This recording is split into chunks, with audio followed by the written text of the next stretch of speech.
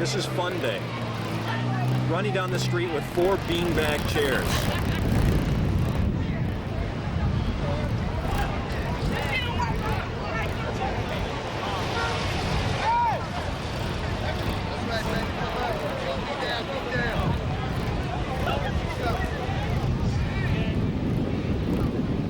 There's a couch. There's a man, couch over his shoulder, walking down the street like he's got all the time in the world. Walking up to a car, talking to a couple of buddies, apparently trying to figure out how they're going to get that couch and shaking hands with each other, going to his car door, probably trying to figure out how they're going to load that couch into the car. Here to the right, pickup truck. Old pickup truck right in front of this new Concepts furniture lighting and accessory store. His friend loading up the back. I can see one light fixture in the back there. He's loading up to the front and taking off. People just pouring out the front window. Here's a guy with a plant, even store in the plant. Or plant in the store, excuse me. Coming right out the front window and taking off. A woman with a large lamp.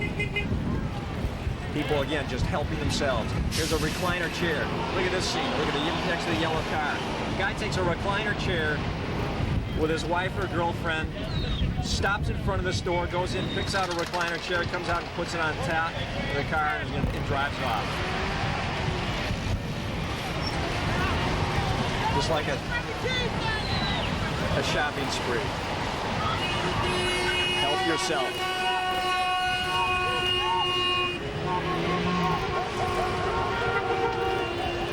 Driving off, raising their hands as in a...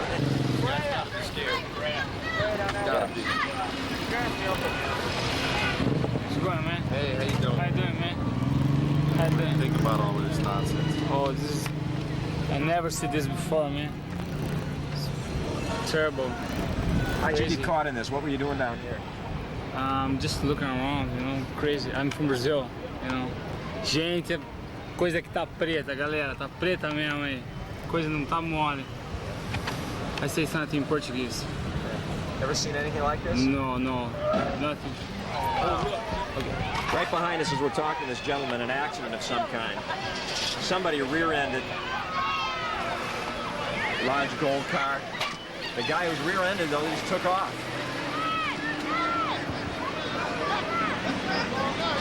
Probably a stolen car. Yeah, the guy has the whole rear end of his car bashed in, and he takes off. Let's go. Just put your helmet back on, dude. Okay, I wouldn't go off alone here. Don't go off alone. What do you think is the best way out of here? Are you folks discussing or thinking about perhaps calling in help from outside agencies? Well, we have a mutual aid agreement with the sheriff who borders us, the city of West Hollywood, to the east. And so we do have procedures already in order in case we do need assistance. And you are also, I'm sure, coordinating with... I made a mistake. Lieutenant, you still there? I'm still here. All right, sure you're coordinating with the fire department? Absolutely. We're in touch with all the agencies in establishing contingency plans in the event that we do experience some of the type of incidents that are occurring outside of our borders. All right, Lieutenant, thanks for being with us. That was Lieutenant Frank Salcido of the Beverly Hills Police Department saying that some arrests have been made on the border of Beverly Hills, not in his city, but reports of looting and arrests being made just outside Beverly Hills. And there you can see looters running through the streets of Hollywood. This is Western and Melrose, I believe. A major fire, at least one, perhaps even more by now. Fires burning out of control in that area. David Jackson, you're on Skyline. What can you tell us? Yes, I wanted to correct our location here. It's Western and Santa Monica, not Vermont and Santa Monica. There are additional problems at Vermont and Santa Monica, but we are right now over Western and Santa Monica, and you can see the police have just arrived at this intersection and are just now trying to take control of it. LAPD officers arriving on the scene. Fire department fighting one fire. There's a neighboring fire that is raging uncontrolled, but the police presence at that intersection has now stopped the looting that we had seen right at that intersection. but it stretches for such a long portion of Santa Monica Boulevard. It seems to me that they will simply move down the street to a location a little bit distant of that intersection so that they can continue to get away with it. Utter anarchy in the streets of Los Angeles tonight. It's just getting worse and worse by the hour. And of course, dusk is approaching. That curfew will be in effect very, very, very soon. Anarchy in the streets and some confusion or concern over the skies of Los Angeles as well. We understand that there have been delays at LAX for up to 4.5 hours. If you plan on making a flight or picking up someone, you certainly call the airport and find out if that flight indeed is going to be coming in. We understand flights are taking off and coming in over the ocean as opposed to the city of Los Angeles for good reason. Of course, they are concerned about smoke. They are concerned about sniper fire, possibly, the planes being shot at. So I should tell you that some alternate plans and routes have been made available, but we're still experiencing major long delays at LAX, up to 4.5 hours. 4 runways still open, Pat, but experiencing major delays right now. Where the curfew is in effect, that is, in fact, the city limits of Los Angeles. A citywide curfew. There's also a citywide curfew in Compton. Dusk to dawn, and in case you're not sure where the city limits is, everywhere where the Los Angeles Police Department has jurisdiction, there is that curfew tonight, and it is designed to eliminate loitering and cruising and much, much worse. Kara, thank you so much for bringing us up to date on the latest from the aerial vantage point. We will check in with you later. We do want to let you know about several school closings for tomorrow. They need it, and they will be able to defend themselves if they need to. This is the first, as far as we know, the first deployment. About 100 National Guards people, most of these are military policemen and women, deployed from Los Alamitos, the reserve center there, sent up to the Lakewood Sheriff's Station on North Clark in Lakewood. These are MPs, and they will be sent out from the Lakewood Sheriff's Station to supplement the Sheriff's Department, the PD, whoever needs them, to set up security perimeters around buildings, around other facilities, to allow other law enforcement officers, the police, the sheriff's deputies, or small police departments, to take on the job of arresting looters, and so on. The guards people will be handling security and so on. And they will be armed. They will have ammunition with them on every job, says the governor, who also says he is coming to Los Angeles so he can get an aerial view of what is going on, as well as get a ground briefing. About an hour ago, operators started taking calls on a special medical hotline that has been set up for those residents who need. 2 blocks from the station, we're at Santa Monica and Western. A building is on fire. Fire units are on the scene. A lot of people on the street. Let's take a look. At Santa Monica and Western in Hollywood. The fire's breaking out now in the Hollywood area. This is one of those commercial buildings along Santa Monica, and it is just west of Western Avenue. The streets are blocked off. Fire department here. Very heavy fire department presence. Streams of water being poured into the building. And that's right at the corner. And we have actually 2 fires at this location, Larry. We're going through some heavy smoke at the present time. One of those fires putting up a black plume, the other putting up a lighter gray plume. But both of these fires are in commercial buildings right near the corner of Santa Monica and Western here in Hollywood. And not too very far from KTLA, I might add. It's couldn't be a half mile, could it, Larry? That's it's right. Right down. In fact, you can look out of the window and see that big black plume. Now, there's a large number. There are many people on the street there. Looting at this location. You say there is looting, Stan? There had been reports. There's no looting at the present time. And Larry, there's a substantial police presence also. Stan, that's what I was going to ask you. We could see the policemen standing across the street. Are they LAPD or are they National Guard? This appears to be LAPD, and I can see a good dozen black and white units here. The officers out of the car, standing up. And here you can see them actually marching down in formation, marching down Santa Monica Boulevard toward Wilton. That's a whole line of police officers, and they are moving the people off of the street. Stan, that would look like the kind of sweep activity that the LAPD uses. What groups are they confronting there, as far as you can tell? The looting had stopped by the time we arrived, Larry. But as you know, this is a very heavy Latin American community from El Salvador, from Guatemala, from Mexico, and it's a very heavily populated community.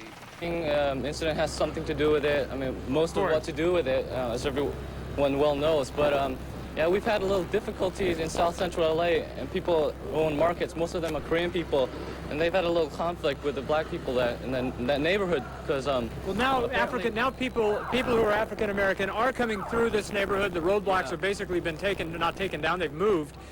Does that make you nervous when you see people driving by who are of another color? Yeah, right now, there are a lot of, if you look out there, a lot of Hispanic and black people out there, and they're just roaming around, packed in their cars, roaming out, trying to loot something or pillage something or find some violence to create. I mean, the curfew is going to have absolutely no effect if people don't come out here and start enforcing it right away. Okay. I mean, certainly we're saying these are people, you have no animosity. When we bring up people of color, you have no animosity against these people. No, absolutely not. Okay. But, Army support. Oh, you need more Army support? Yeah, this is a war zone, you know? Like this. I know you can't. As far as I know, there hasn't been war on American soil since 1812, but this is a war zone, okay? I can't describe it any better. I couldn't sit at home, I had to come out here. Anyone, we need your help. Stop this. I mean, everybody has to contribute to the help. There is no American, there is no African. We understand. We understand. It is, we're going to go down to this fire here. We're going to be back to you in just a minute. As soon as nightfall hits, they've been talking an awful lot about the curfew coming down. They've been talking about enforcing that. It's going to be very, very difficult down here. It is uncontrollable down here, and we only see 2 police units down here right now. They say they're going to take control of the streets. It's very, very hard to believe that that's going to happen. It's a very nervous situation here. Back to both of you. Yeah. Perhaps just one person to take you, drop you off, and have that person go back home. Don't go with any more than you absolutely have to go to the airport with. And airport employees should have their ID in full view when they show up at LAX tonight. Chris, I have an update on that Santa Ana firefighter. There's no identification on this firefighter yet, but we understand he is in stable condition in hospital after being shot in the thigh while he was working with the county fire department strike team. So that firefighter is in stable condition tonight in hospital in Santa Ana. That was one of the fires around the 98th and Vermont area earlier in the day, and we'd had that report of a Santa Ana firefighter here under mutual aid contracts who was wounded. That would make the second firefighter to be wounded since the troubles began yesterday. An LA City firefighter was shot in the neck with a shotgun last night. He is in stable condition. Extraordinarily lucky because that shotgun blast damaged his carotid artery, we're told. Live pictures of Hollywood. Fires here as well. Looters are reported on both Sunset Boulevard and Hollywood Boulevard. A major fire at Santa Monica and Western at the B of A building. Can't really tell from this picture exactly what it is that's burning here, but whatever it is burning rather fiercely. I see many structures fall. We now make our way almost to Wilshire Boulevard, coming over approximately at Kingsley, Harvard, near Normandy. And we're going to go over the high-rise buildings, past the Equitable building. That's the picture in the center of your picture right now. And that's roughly where Normandy meets Wilshire Boulevard. There's the Thrifty Corporation headquarters across the street. That was closed down because of the troubles that they're having. And now you can see the base of that fire. Oh, yeah. Very clear. Do you know what that structure is that's putting out that dense black smoke? I cannot tell at this point. It looks like it's right at Vermont, and that would be 7th Street. This would be 6th and Vermont. But there are 2 fires. There's one of the reasons we have the wide base. 2 fires. Oh, yeah. Okay. On both sides of the corner. And that I would and again, just pouring through the roof. And again, Hal, there are now 3 fires. If you go up Vermont a little more to to probably 8th Street. So it's in 8th and 9th, and we're probably over a little now. I look down below, and there's a burned out fire here, but these are yeah, we're going to go through the smoke here for a moment, so we're going to probably lose the visibility, but you can see what a roaring fire we have at this side of the base. It's hard to... No, I'm sorry, Jen, go ahead. I was going to say, I think that what you're giving us now are some of the most dramatic pictures that we've had in terms of what the entire LA area looks like in terms of the literal huge black cloud of smoke. I don't think we've seen anything quite like that at all. No, that's right. We got to cut away. This is Warren Wilson now. Warren, where are you? Hal, I am here at Harvard, the 4700 block, where police have just taken a man in custody. We're going to talk to the sergeant while we're shooting the picture, and he can tell us what happened. Well, basically, we got a citizen that reported looters at Burnside and Wilshire, I believe, at the address. They said that he was trying to shoot the lock off the back door of the address to get in for obviously appliances or something like that. And so then we spotted him about 2 blocks away, and when we tried to pull him over because we knew he had a gun, that's when we went in pursuit. And he led you on a chase? All around this city for the last 15 minutes. Wow. He was driving over railroad tracks, center meridians, and luckily the air unit picked him up, kept tabs on him while we sort of paralleled him and caught him again. And we have one of the 2 right now. One's outstanding. One is outstanding. Yes. Sergeant, you know, we've seen a lot of that today, and there was an absence of officers at the time, but I notice now there are far many officers here than there had been, and you are going after these people. Well, yes. If they're reported to have a gun and they're shooting it, we have to take the most critical crimes to begin with. But when you talk about a guy running around with a gun shooting locks, that's pretty bad. And as far as I'm concerned, as a Los Angeles police officer, if they're out there with a gun endangering the public, I'm going to go after them. And if I have to follow them for 24 hours, I'm going to be after them. And just as you did along with a lot of your fellow officers here. I noticed you have a lot of officers on the scene, and this is the kind of thing we can expect tonight when these serious things take place. Is that? We're here for sure. Their kids in tow to these events, what a horrible example for them. And we've talked about the feeding frenzy of it all. One person goes in, and then, you know, some other people go in, and neighbors, and pretty soon you have 20, 30, 40 people involved in these scenes. And when you approach these people, the first thing they will tell you about is that they are very upset about the decision in the Rodney King beating case, but none have been able to tell us, or none has been able to tell us exactly the correlation between what took place in Simi Valley yesterday and this kind of lawlessness that has been running rampant in certain parts of Los Angeles throughout today.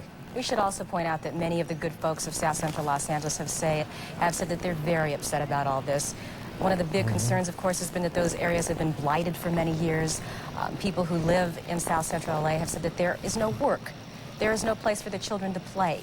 And now we see what is left of that community, much of it going up in smoke in the last 24 hours. A very sad situation. Well, we never fully recovered from the Watts riots.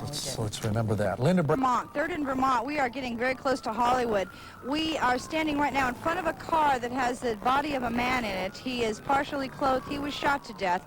They put him in this car and brought him here. They're waiting for the coroner to arrive. I've been distracted. I'm looking. There are, Bruce, can you take that camera over here? Show all the cars. The police cars now coming. We're at a National Guard staging area, and they're area, and they're waiting to move out. Now, what they need to be doing, and I guess they're going to move soon, is down this street here, down 3rd. Bruce, we can take it down there. You can see all the smoke right there. There is major looting going on there. We just took some pictures of it. We'll be feeding that back to you shortly. As we were taking the pictures, we got hit with a bottle on our truck. It was a liquor store. They were just carrying out cartons. And again, we will send that picture to you. We're surrounded by fires here. Let's go this way. There's another fire that's gutted a building there next to the Burger King there on Vermont.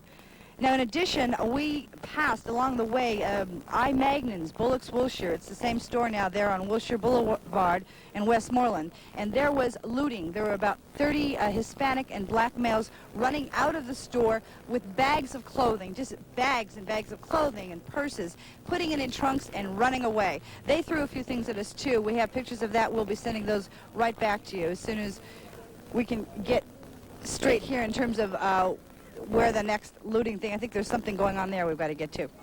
It's Linda Brixton reporting live from Wilshire and, I'm sorry, from Vermont and 3rd. Now back to you. Thanks, Linda. There, because they would rather do this with impunity. Captain Ron is over the scene. Santa Monica and Western, this is where this is, Harold. Santa Monica, the Sears store, Santa Monica and Western. Captain Ron? Okay, Harold, we're out here still over Santa Monica and Western at this time. We're looking at the backside or north side of the department store of Sears. And these people have just broken into it within the last 3 or 4 minutes now. And you can see the first articles of merchandise that is being transported out of this store. A lot of people here. We're estimating 75 to 100 people out here at this time. Just a few moments ago, there was a police ship out here flying directly over this thing. Other than the helicopter, however, we have seen no other ground units to support this operation. And all we're looking at here is people breaking into it and taking out this merchandise out of the Sears store. Harold, back to you. Well, now I think I've seen everything. Is that a yellow cab bringing somebody in to go in and loot a store? I can't believe my eyes. I'm not sure. We've been telling you throughout the day that people have been driving into these parking lots, getting out, going in, looting the store, getting back. But so help me, that looked like a yellow cab pulling up and maybe just eyeballing the situation. Oh, whoops, he decides now he'll pull up and he'll assess the situation, and we'll keep an eye on him just to see if he's going to get caught up in this frenzy. This is what's been happening today, Laura. You were out in the Wilshire area today, out around Beverly Hills, and you pointed out there that people get so caught up in the emotion of it all, they start participating in this kind of law-breaking, and they don't give it a second thought. I will tell you, last night I noticed that there was a yellow cab that brought in some protesters, and we were on Wilshire Boulevard down by the Federal Building last night at about, well, actually it was early this morning. It must have been 1 o'clock in the morning. It is a very strange occurrence out there. Well, that would be very, I must tell you, that would be an atypical event in only in Southern California would people show up for a riot in a yellow cab. We have been telling you about the looting. Let's talk about the toll on humanity. Right now, they have just updated the death toll to 14 in Los Angeles, and that number may or may not include three people who died last night in a high-speed chase over in the Beverly Hills area. They had robbed a pedestrian there of his wallet. The police were in hot pursuit. The car took off at high speeds, ended up losing control, blowing right through a cinder block wall. All 3 occupants were killed, and they have included that in some reports, the 3 deaths there, and others they have omitted it. But right now, the official death toll in Los Angeles has risen to 14. Laura pointed out at one point in the 24-hour period, according to Fire Chief Donald Manning, there were 300-plus fires. That has been brought down to approximately 30 right now, but every now and then a new one pops up. We're saying as many as 450 people have been injured in the last 24 hours, and certainly a lot of that taking place in the scuffling that's taking place out there as people try to rush in and loot and grab whatever they can, breaking windows, whatever it takes, and actually absolutely no regard for life or for personal property. No. And certainly not a lot of self-respect being shown out there. The anger that has resulted from the Rodney King verdict is being expressed in San Diego, where 1,000 students, high school and college, apparently walked out of class today. In San Francisco, in the Bay Area, including Berkeley, where a number of students shut down Highway 80. Also, today in Atlanta, Georgia, there was about 1,000 to 2,000 demonstrators who walked through the downtown area, breaking out windows before they assembled before the City Hall. That is just some of what we've been hearing in terms of reaction outside of Los Angeles. Alex Payne, our reporter, has been monitoring what the world thinks of what took place in Simi Valley yesterday, and Alex joins us now with that part of the story. Well, Harold and Laura, you know, this is a big story not only in the United States, but in many countries around the world, especially in Europe, where the unrest is a reminder to Europeans about racial tensions, current racial tensions in their own cities. This is the BBC in London. Over the past few hours, hundreds of looters have been out on the streets again, and more fires have been started. Radio and TV stations on the continent have been updating their citizens, interrupting regular programming with news from Los Angeles. One British paper headlined today, "Hell breaks loose in race-hate city." In Paris, the respected Le Monde newspaper said the rioting has shocked an America already questioning itself more than usual about its values. President Bush condemned the killings and destruction and said the Justice Department is intensifying its own investigation of the police conduct in the King beating. And the frustration all of us felt seeing helpless victims pulled from vehicles and assaulted, it was hard not to turn our eyes away. But we must not turn our eyes away, and we must keep on working to create a climate of understanding and tolerance and condemn a climate of bigotry and breaking windows, taking whatever they could. And they said the difficulty with their job today was that they were frequently outnumbered by looters. On this particular occasion, they were not, and so they took a suspect in tow. But the problem has been that they have not had enough backup, and the sergeant there, the LAPD sergeant at the scene, said to me, "We need help. We need the National Guard to help us to secure the area," which of course did happen today. As many as 40,000 National Guard supposed to be in Southern California. Sadly, we have heard from people who have been arrested and those who have spoken to us on camera after looting stores in Southern California that there has been a sense that this is their right, that they should be able to conduct themselves this way, that they should not answer to anybody but themselves, that they can break the law, steal because they didn't like the way that the court decision went down. Linda Moore has been out today, and she has been in the thick of it, and some of the most dramatic footage I've seen come into the house today, Linda, is from your camera. Bring us up to date with what went down. It was terrible. I mean, there's so much to say. I think that there's a point where you just become speechless. Let's start rolling some of the videotape. We were in an area right outside of Koreatown. There are a lot of Korean businesses in that area, and here we go. Once again, we got there just as this market was starting to be looted. Look at these people pouring out of the shoe store. You gotta wonder what's going on in these people's minds. So I decided to try to chase some of them down and find out. What did you get? Shoes. Shoes? Yeah. Where do you live? Right here. Why did you do this? I don't know, because it's free. If it's free? Yeah. Don't you know it's wrong? Nah. You don't care? I don't care. Why don't you care? Because I don't. Why not? You're stealing things. Yeah, I know. Why don't you care? I don't, because everybody's getting loot. Because everybody else is doing it. Yeah. Don't talk to me. What are you doing? Are you embarrassed? Nothing. Don't you know this is illegal? No. The United States, how come they let that happen to the place? Why didn't they guard? Y'all running out of there with the food. I got to do some shopping. I don't have any food in the house. This poor lady, apparently she'd been walking to this store, this market store, for many, many years, and then she arrived today, and this is what she saw, and like the rest of us, she couldn't believe it, although she was hard of hearing, and she obviously just stunned. This is, you wonder what's going on inside these stores? Well, we took some shots here. Look at this. This is inside a Kenny shoe store. And, you know, it's party time. These people are smiling, as you heard. They don't care. They know it's illegal. They don't care. But I'll tell you what happened moments later. The Korean merchants and store owners who own that shopping complex, they were talking to me for a moment. They said they were fed up. They walked away. Next thing I knew, they walked out of their stores. 3 of them were holding guns, and they just started firing at everybody and anybody.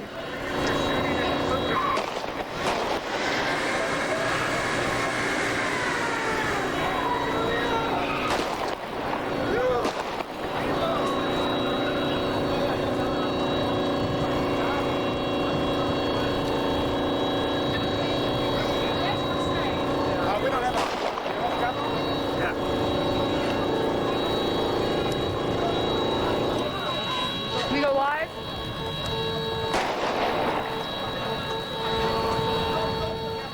We were showing some of this to you live earlier. Then what happened, apparently a car full of some young black kids pulled up on the other side, and they started shooting back. You're going to start to see what they noticed what was going on. They started shooting back, and we were right in the middle of it.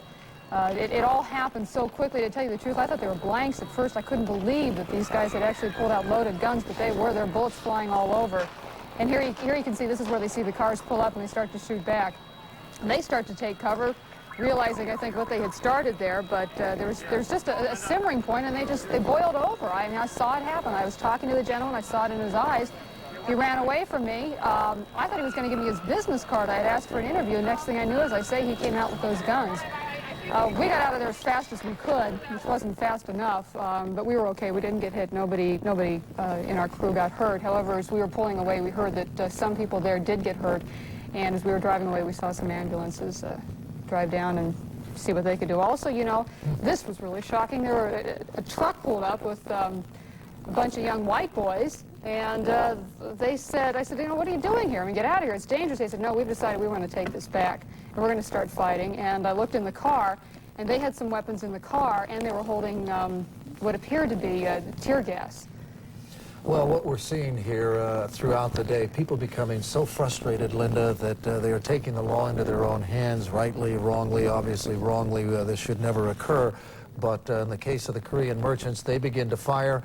All of a sudden, the people in the community, in this case, probably gangbangers, come by. They're armed to the teeth, and this is what the National Guard and the LAPD will be facing tonight. They've got to get between these people. They've got to protect those shop owners so that they don't feel that they have to step out and defend themselves with handguns. It seems like it's worse than yesterday. You know, I was out in the field yesterday, and it's escalating. It is really getting worse. I mean, the whole area is just covered with black smoke right now, and it almost seems like there's an exodus going on, that people are just trying to get out of town. I mean, the traffic is terrible right now in parts of that area. They got their cars loaded up, and they're just trying to get out. Also, as we see those looters moving out, and we saw the woman there, the elderly woman who was crying about not having food in the house.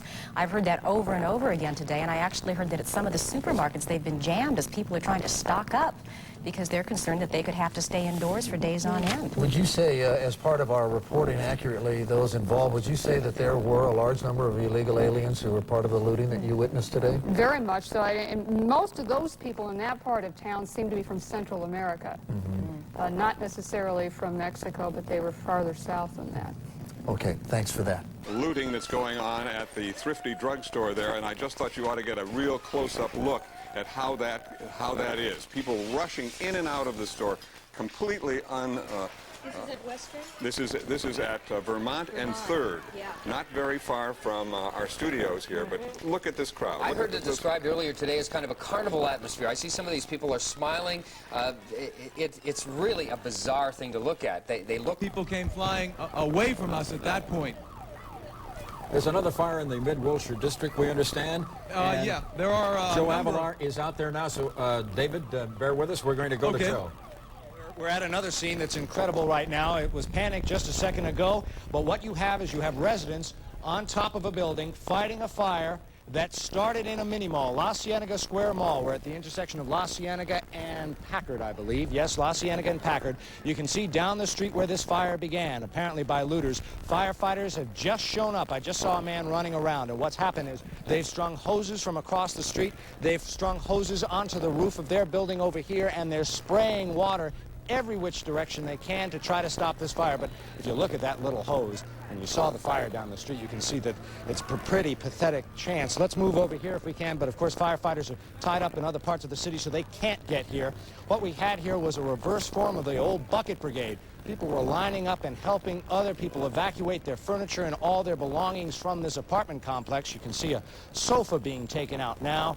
There are the sofa cushions, and everybody in this neighborhood pitching in to try to help one another. Hoses strung all around the roof of this building. Just people coming together and trying to help one another. Well, they've got hoses here. Yeah, go ahead, Jerry. Yes, I was just going to say, we're seeing now that the path of the firebombing is moving northward and westward as we speak, and by the minute by minute. That's what it seems to be, too. I know I was just in West L.A. There was some sporadic looting, but nothing much to talk about. Certainly not the kind of thing that we've been seeing in the rest of Los Angeles. But that's the worry, that it's going to move this way. It's going to move this way and basically toward Beverly Hills. We've talked to Lieutenant Frank Salcido a while ago. We heard that there was sporadic looting, sporadic problems. They think they've stopped that. As we were driving here from West L.A., we saw a line of police cars on Robertson basically forming a barrier into Beverly Hills. I don't know if that city is planning a curfew for tonight, but I think they're being careful who enters and who leaves. You can see another hose as I'm talking to you moving around. Yeah. They're moving people out of the way. There's still no fire engine on this side of the street. Go ahead, Pat. Well, that must be the officers telling people to move out of the area. You were referring to Beverly Hills, and we talked to a lieutenant there, and they are on full alert in that city, but so far things reportedly have been rather calm. Joe, we're going to switch gears, if you will. If you stand by just for a second and go to Frank Buckley, who's in Hollywood, where we understand people have taken back a store. Frank? Yeah, we are at Melrose Avenue and Rossmore. Back here is the Radio Shack. As you can see, some looters went right into it. They broke through the front glass here, went in and started pillaging through and got whatever they want. Look at the devastation inside of this store. They just had their way with this Radio Shack right here in Hollywood. But here's what happened. Some local residents, the people of this neighborhood, saw what was happening and came over. One of the people here is Huell Hauser. You may recognize him from KCET, his days at KCBS. Huell, you live in this neighborhood. What Every happened? one of us live in this neighborhood, and we all saw and heard this happening, and we came over here, and every one of us wrote down the phone numbers of the people who were loading all of this stuff into their cars. And I think we've already all agreed that we're going to pursue this thing. When all of this settles down, we'll see how the criminal justice system works for looters who are coming into our neighborhood and destroying the place that we live and love and work. All of us live here, and all of us, we yelled at them, right? As soon as we yelled at one, they all began fleeing. As soon as we came over and confronted them, they all ran like mice into the woodwork. All it takes is just standing up to them and saying, we don't want this to happen. Get the hell out of here. And that's what makes us all so angry, I think. We're sitting at home, and we're seeing these people take our city away from us, and we're going to get it back. And we're not going to take the law into our own hands, but what we're going to do is take down their phone numbers and pursue this, their license numbers, and pursue this in court, because these guys are not legitimate protesters. They're thieves, they're hoodlums, and they have no place in our city. Okay, thanks a lot, Huell. That is the situation down here. We are at Melrose and Rossmore. You heard Huell Hauser and his other neighbors right here. They saw what was happening in the Radio Shack in their neighborhood, and they took down the license plate numbers. Now they hope that the police, when the smoke clears from all of the fires in town, when the unrest clears up, they'll be able to pursue this in the courts. I'm Frank Buckley reporting live from Hollywood. None of those looters were armed, I take it. Apparently not, because they fled right away. Right when they saw the residents coming after them, they took off. All right, Frank, Joe thank Avalar you. now. Joe? Yes, Jerry, we're back here live. What residents have done, let's swing to the right to show them. What residents have done is they found a fire hose, hooked it to the fire hydrant, then run that hose as far as they can. Now, they've turned on the pressure, but they're having problems with the hose. In the background, I see a first pumper to arrive. That's actually from the Beverly Hills Fire Department. They're here on mutual aid. Now, let's see. I had someone I wanted to talk to a second ago. If I can, we're going to move over here. Someone who actually saw the looters pull up to this area while we're watching them try to put out this fire. Sir, if I can, give me, if you would, watch your step over all our cables. Let me start. You were in your backyard and you saw the people pulling up to the Radio Shack store, you said? Yeah, it was like a bunch of ants on sugar. All of a sudden, they just kept coming around. They just kept coming around. They would obviously live close because they'd come back second times. You see the same cars coming in and coming out, laughing and giggling and everything else like that. Mothers in the car saying, go get me something good with their little kids. It was absolutely disgusting. Yeah. Then they set the store on fire. Then they set the store on fire when there was nothing left. 4 or 5 times. They torched it. We sat there with hoses and we tried to put it out, but we couldn't get it. Get it out. And now all the neighbors are worried because it's right next to. Firemen actually came. And they said they couldn't break up their no, they said they had no pump. Pump or something. They couldn't break All up right, well, we've got the firemen here now. We've got the pressure off on that hose. Thank you both very much for talking to us about what happened. We've got, they've turned the pressure off on that hose. As you can see, they really never had that under control. We've got another Beverly Hills Fire Department truck arriving right now. Let's spin you around here. Neighbors are applauding. Joe, you know, it's a good thing, as Jerry mentioned, that those looters that were in the area were not armed, and that obviously enabled the people in that community to better take control of what was going on out there. That's not the situation in some areas of LA where it's actually dangerous to confront some of these people because they could be armed. Right. That off-the-cuff remark kind of tells you it's a commentary in our society today where the mother is encouraging the kid to go and steal and get what she wants to take home. That's an incredible story, isn't it? That's an incredible story. It's certainly something I never expected to hear today. It's also something that Pat was saying to worry about. These are not people to confront. These are not people to confront. I see Sky 9 from where I'm standing, and it means I know that you are looking at pictures now from above.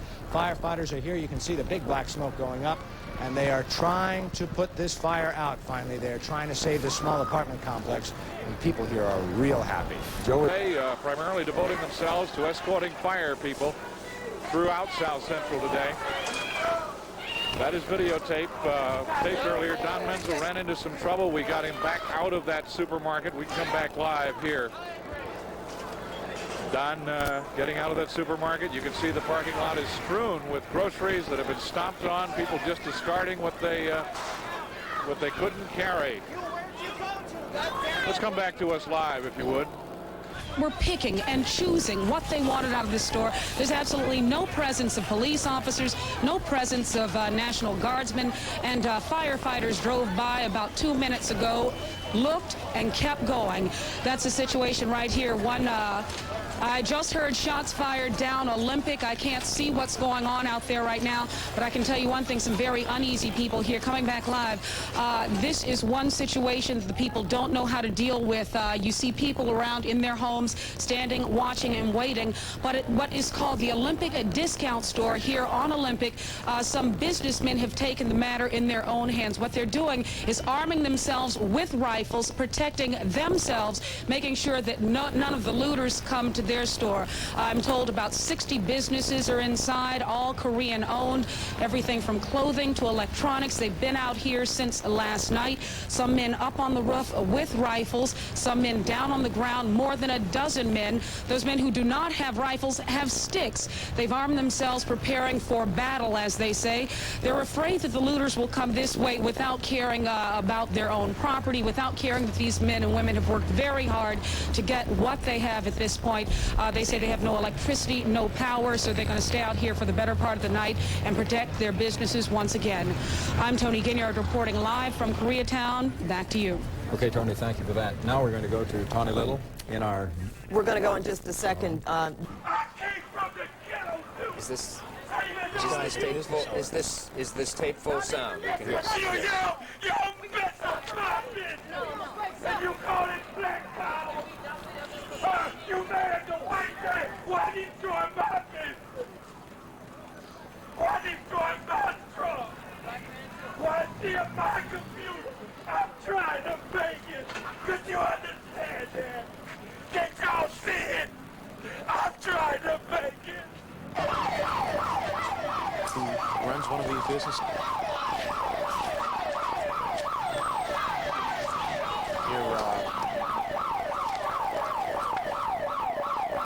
Keep the peace. This was early in the day. As police moved in, riders kept on coming and chased them out. This scene is where we saw a journalist, a French journalist who was here doing a story. He was mobbed by these guys, and we were passing by on the street. I saw this, and I just couldn't pass by. Went over to try to stop these guys from mauling this gentleman, and they took his camera equipment. I told him he was lucky to get away with his life, and he went with us. We put him in the truck and took him back to his vehicle. He was okay. We've seen scenes like this all over the city. Brian, I want to ask... Beach. This is unbelievable, Hal, to see all of these plumes of smoke. And I'm just wondering if some of those aren't perhaps residential homes, because the fires that we're looking at right now, Hal, we might, should we go over and take a look there, and we'll hold off on the Roosevelt Hotel just for a moment. Okay, well, let me just ask you this then, just by sight, glancing up to the Hollywood Hills, do you see any major blazes? Yes, we definitely see some gray smoke up there. We don't see the big black smoke.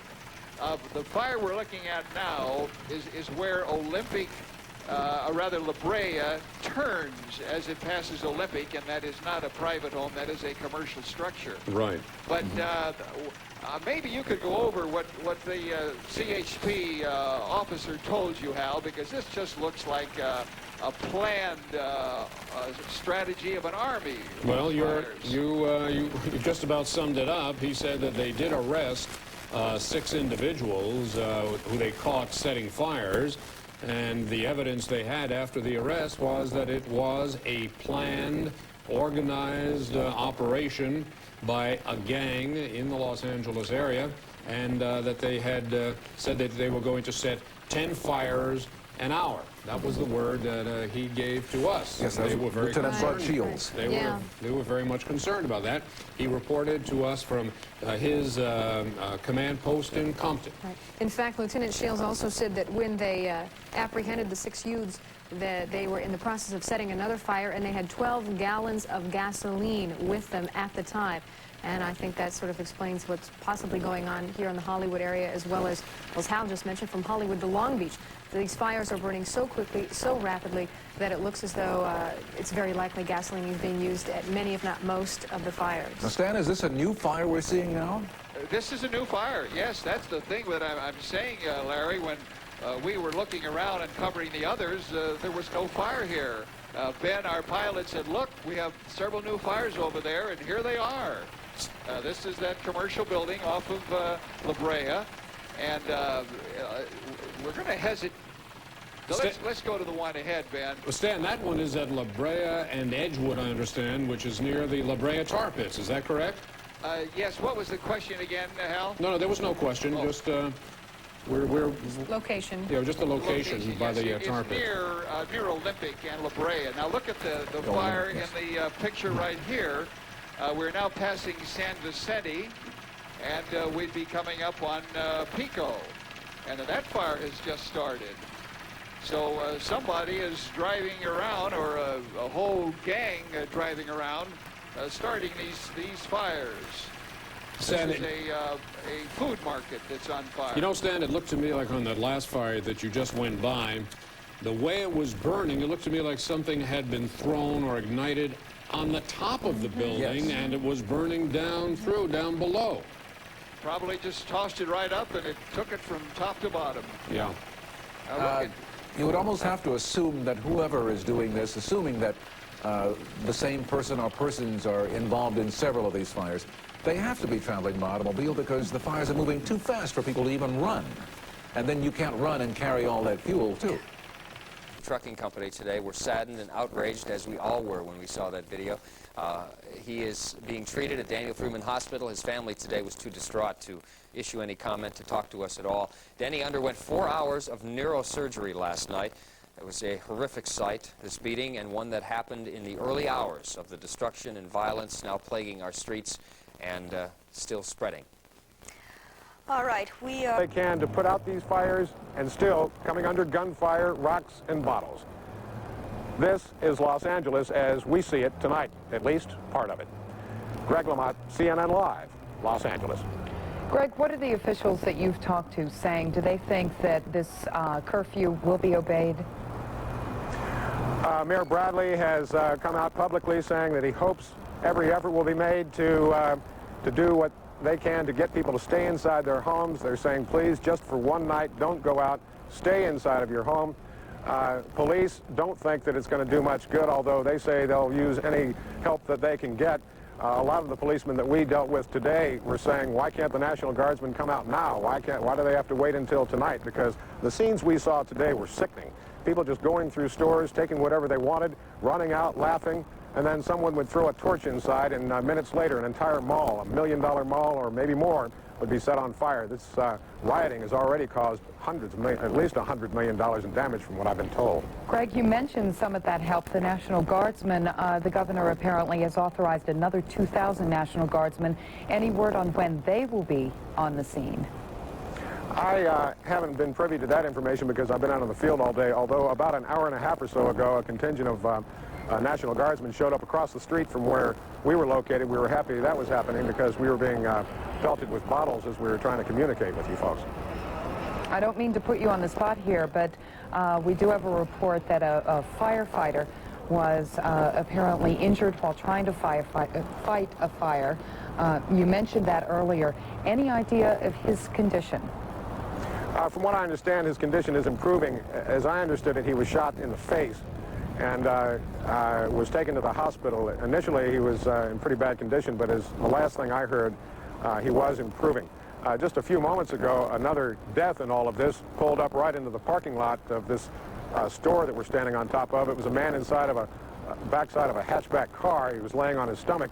A man had picked him up off the street. Apparently, he was standing on the street when someone drove by and shot him in the head and shot him in the back. He died inside that car. Thank you, CNN's Greg Lamont, keeping us up to date from the streets of Los Angeles. He will, of course, be there through the evening. That some of these looters have been making Molotov cocktails down at a gas station on Melrose and bringing them up into the area. And in fact, the police are in their riot gear down here, and there is at this time a search for what is reported to be a man with a gun. We're going to go find out what's going on there, and as soon as we have more information, we'll get right back to you. Okay, we are now going to go back to Stan Chambers in Skycam 5. Stan? Hal, this fire is 3 blocks west of Vine Street on Hollywood Boulevard, right next to the Pacific Theater. There are several people, many people, standing on the streets and on the sidewalks. There are at least 2 police cars. We see no fire units on the scene. We do see Fire 2, I think that is a county fire unit copter in the air that's circling over the fire. So a lot of communication, a lot of command decisions having to be made. Spinning funnel of the clouds of the flames, and that whole building is completely lost. And again, it is that very prestigious corner of Hollywood Boulevard, and it's a corner location. Stan, Hollywood and where once again? I'm trying to read the sign, but if you want to check the Thomas Brothers, it's 3 blocks west of Vine Street. That's about Wilcox. I think that's it. I think that would probably be it, Larry. Thank you. But look at that. That building is completely consumed, and it's right adjacent to another 2-story building that has 1, 2, 3, 4 different offices.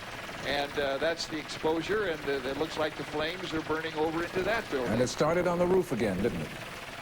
It appears to. Okay, that is the corner of Whitley and Hollywood. Whitley? Yeah. Whitley, all right. Now, what building is that? Can you make it out what it is? I can't, Hal.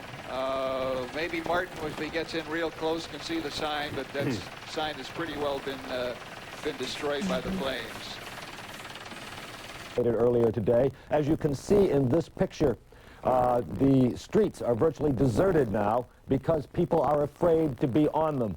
The area that you see marked unrest is no longer just that area, but much more widespread. You can see where Hollywood is between the area marked unrest on our map and Hollywood. It is a complete area of violence, looting, and fires. You could draw several street maps through there, and on any major thoroughfare, you would almost certainly see both looting and burning. And it is the strangest mixture to watch. There is a great deal of anger, a great deal of rage. People driving past us who hollered as we were on the streets, "It's payback time, how do you like it?" And others who actually were dancing in the streets, carrying looted goods from stores and pausing to dance and wave their hands. A state of emergency has been declared here, as you know.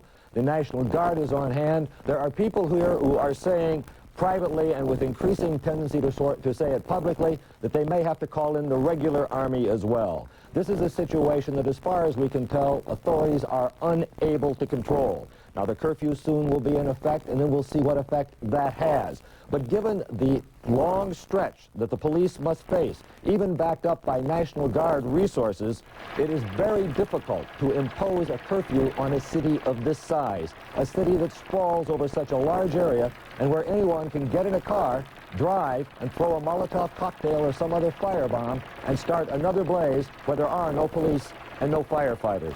It is likely to be a very, very long night tonight, and things may not be much better tomorrow. Dan, as you're following the situation there, do you have any sense of numbers now? How many fires are being reported? How many are burning right now? No, I don't, and there's a very good reason for that. The fire department doesn't know for sure either. They are simply breaking out faster and over a wider area than even the fire department can keep track of. We called not long ago to try to get a fix on a couple of the more recent blazes, and their basic response was, "We'd like to help you, we'd like to give you the information, but we can't," not because they won't, but because they simply can't. It's beyond their scope to keep track of it that thoroughly. Now, you mentioned something that's intriguing and very saddening at the same time, talk of the National Guard's help being supplanted or added to by the Army's help. Is that just a suggestion that people on the street have been making, or is that being seriously considered by the authorities there? I cannot say whether it's being seriously considered by the authorities, but I know that when I was at City Hall earlier today, when I was out on the streets later, you would hear that refrain mentioned over and over again from people in all walks of life. We're talking about city officials, we're talking about people on the streets standing looking aghast at what they're seeing in their neighborhoods. They feel the situation is beyond the ability of authorities here to control. Is getting darker out here. That is partly because of the fires. That is also because it is getting later and it is more tense. The feeling here is one of getting to the edge of panic as people are wondering what's going to happen next. The riot police have had to spread themselves out so that, in fact, there's not a grouping of them, and they seem to be pushing the crowd back block by block so that they are now one block beyond Wilcox. A landmark you might be familiar with is the Pacific Theater. That is now encircled by police. Bob, if you come up, you can see that some squads of police just right now as we're talking are turning the corner of Wilcox. They're marching in a double line, men and women police officers, grim faces, all looking quite nervous, but at the same time looking quite determined to get something done on the street here. As they turn the corner, those behind look behind them to make sure nobody's behind them doing anything they don't want done to their backs. It's quite a horrifying scene. As I said, I don't think it's too dramatic to call this the burning of Hollywood Boulevard. Reporting live, I'm Cindy Vandor. Back to you. Okay, Cindy obviously couldn't hear us, but now we're going to Fire Chief Manning. He's with our Alan Mendelson. It could hardly be witnessed at this level of crisis. Mr. Thomas, we are beginning to shift now our questions to what is going to stop it. How are we going to see this nightmare for all of us end? Do you have any ideas? What do you think is going to stop it? Well, when you're in a situation like this, I suspect that it reduces itself to something as basic as a judgment call. And the issue is how much force is displayed, what kind of presence is established, what will precipitate worse conditions than would already exist over against what would really reduce the problem, contain it, and ultimately remove it from its current state. And that's the decision that has to be made at this point. I believe that you are now beginning to address what I think is probably the #1 question and problem right now. Law enforcement and what do they do? Let's start with an extreme, all right? Let's get the debate going this way. Get the National Guard out there, load those guns. When you see somebody doing something, breaking the law, warn them once, and then shoot them. Do you like that idea? Well, obviously not, and I would simply say we cannot run the risk of repeating the mistake. How do they handle these looters? Do they stand and watch, shoo them away to have them come back again? Do they arrest them? Do they start firing bullets into the air? How do they discourage this? Well, I think the point has already been made by those who are out in the field that when the police officers are there, those who are looting disappear. It is when the police officers have to go to another scene or whatever the case may be that they reappear and start looting and destroying, etc. again. The purpose for having the National Guard is for the express reason of making sure that there's an established presence and they don't come back after they've been removed from the scene. And so we have to have it contained and constant. Mr. Councilman, thank you. We thank you very much. We don't want to cut you off here. In fact, we'd love it if you could stick around and be with us some more as the evening progresses, but we're being told to run out to Art Rascone, who is out at Los Angeles International Airport, I believe. Art. Yes, and boy, look at that terrible sight that you're looking at. All those black smoke in the air. It's just simply filled the entire Los Angeles Basin area. I'm at the airport, and the reason I am is because of the enormous amount of delays that smoke has been causing. Southwest Airlines simply, it was just inside the terminal, they announced that half of their flights have been canceled for tonight. The other half are delayed at least by an hour. Other airlines as well are announcing enormous delays, and this is the reason why. The city is simply under siege. We have a city that has been aflame for all day and all night, of course. And in my drive over here from South Central Los Angeles, we simply noticed dozens and dozens of buildings, businesses, either looted or vandalized or burned in some way. It is simply amazing. I stand in awe and amazement over what has been taking place throughout the city. And of course, as you've witnessed and as we've been able to witness all day and all night, the destruction that has taken place is simply enormous. Something that should be mentioned here, since I am at the airport, Jesse Jackson, as well as Maxine Waters. They will be arriving, I understand, on a flight from United at 7:45. We will be waiting for them and obviously try and get their reaction, their political reaction to this whole event which is taking place. Reporting live from LAX, I'm Art Rascone. Paul and Ann, back to you. Art, thank you. Thanks, Mark Art. Ridley Thomas is leaving.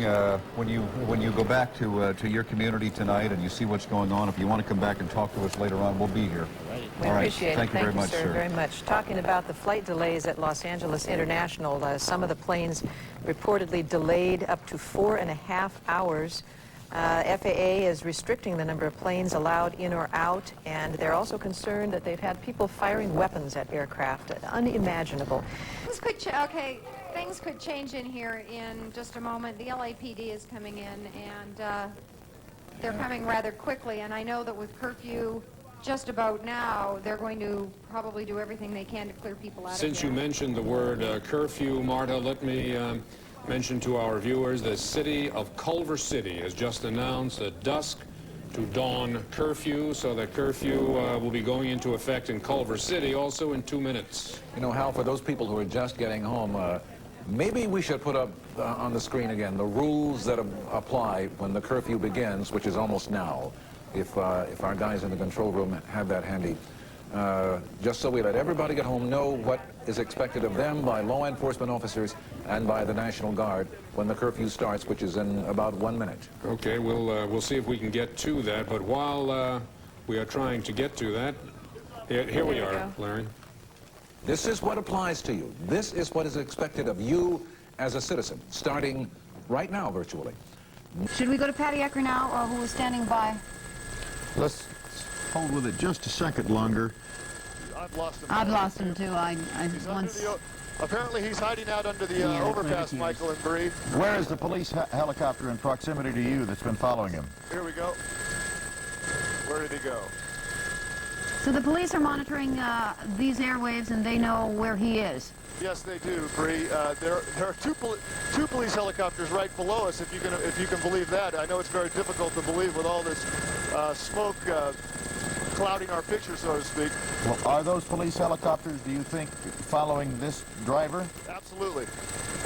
So you know he hasn't gotten too far away from you. You're pretty close to him. They have him pinned under the overpass, essentially, but who knows if he'll leave his car and try to escape on foot or not. And if he's out there after curfew, then... well, maybe they'll get him that way. Yeah, okay. We're going to stay with this a little bit while earlier. We'll come back to you very shortly, Mark Dunn. A little while earlier, you saw Patty Ecker was at a location at a business where swap meet. A number of Korean Americans were heavily armed, and they were standing vigil, protecting from arsonists there. Let's go back to Patty and check in with her.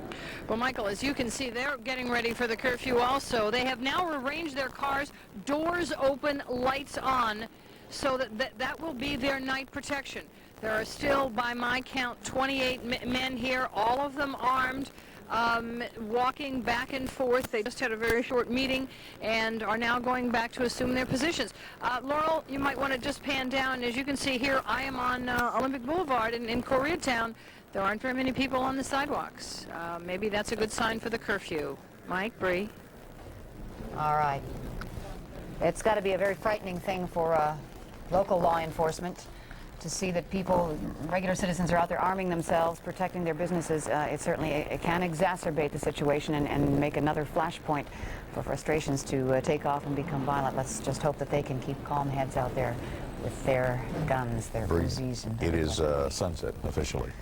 Okay. This is the appointed hour. If you're out now, you're breaking the law unless you have a very good reason to do it. Where are we going now? Stay home. Harvey Levin at Police Command in South Central. Harvey, what's the latest there? Mike, we're with Battalion Chief Bob Aaron, who has just returned from one of the many blazes today. Why don't you tell us, sir, what you did? We were over on Broadway, and we just coincidentally we had a restaurant on one side of the corner and a gas station on the other side of the corner. Fortunately, our strike team had 4 companies. We were able to take care of both those occupancies in about 45 minutes. Generally, they're down the road, so in this case, they just happened to be close enough together where the strike team was able to handle both at once. I just spoke to somebody a little bit earlier who said that all of the firefighters are now wearing bulletproof vests. Is that correct? The answer is no. That's right, but certainly we're all going to be issued and we're all going to be wearing them. That's correct. What is the difficulty right now? Is it that everything is being spread out to a wider area? Is that the chief problem? Well, it's a wide area, but also there's just one run after another. We've been out there about, this trip, about 7 hours, and there's been about 19 runs, and each one of them was a fire. Do you sometimes drive by fires on the way to other fires? I'm wondering what your feeling is, since your job is to put something out when you see it. Is it a frustrating kind of a situation? Well, here at the IC, they're making a determination as when the calls come in, which companies are the closest, and they have a good feel for what's going on in all the fires. So when we're dispatched with one, they've already considered the time flag it takes us to get there, and also when they receive the call. Do you know how many active fires there are currently? No, I don't.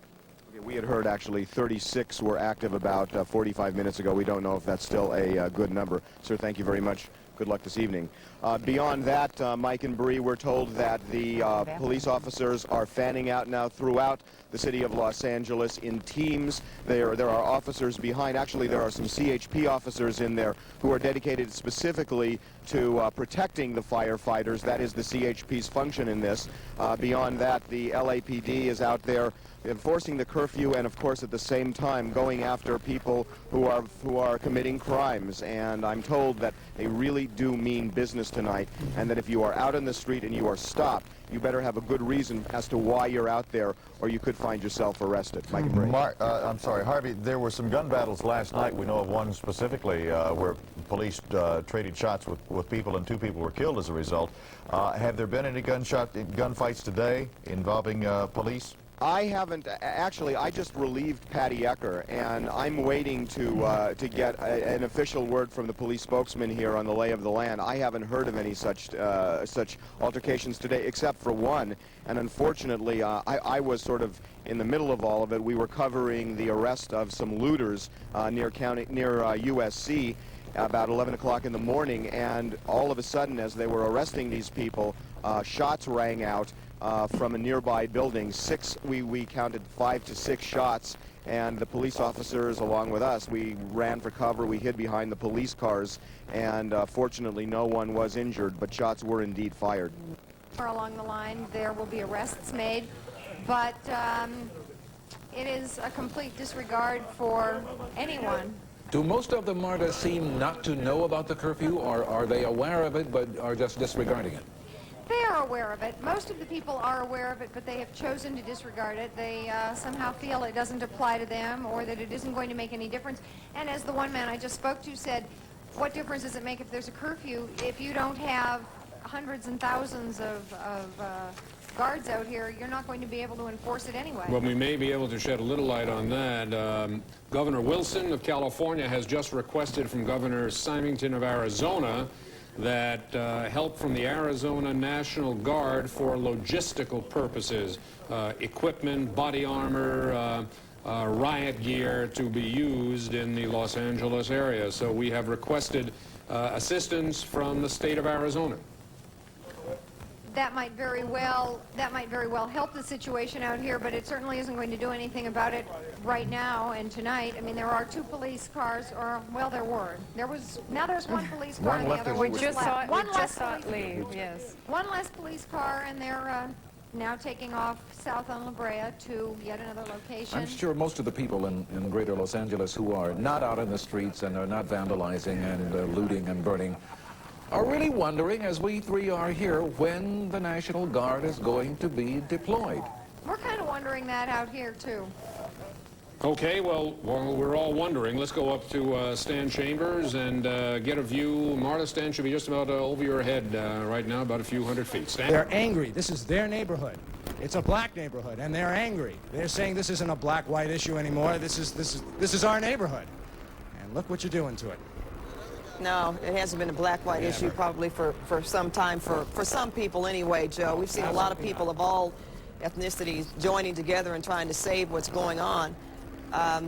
That's what happened here. The same thing that we showed you a while ago in the mid-Wilshire area happened here. People were banding together to try to fight this thing, but of course the same thing that happened in the mid-Wilshire area happened here. A fire's just too big. It's just too powerful. And particularly with chemicals inside, look at this thing go. Well, from what we're seeing, the fire bombers are just moving at random wherever throughout the evening. They've got a plan to keep it going, and nothing is stopping them. There hasn't been one arrest of a firebomber. I hear I hope, a fire truck. I see police cars. Josh, let's turn our camera that way. Okay, we've got police cars.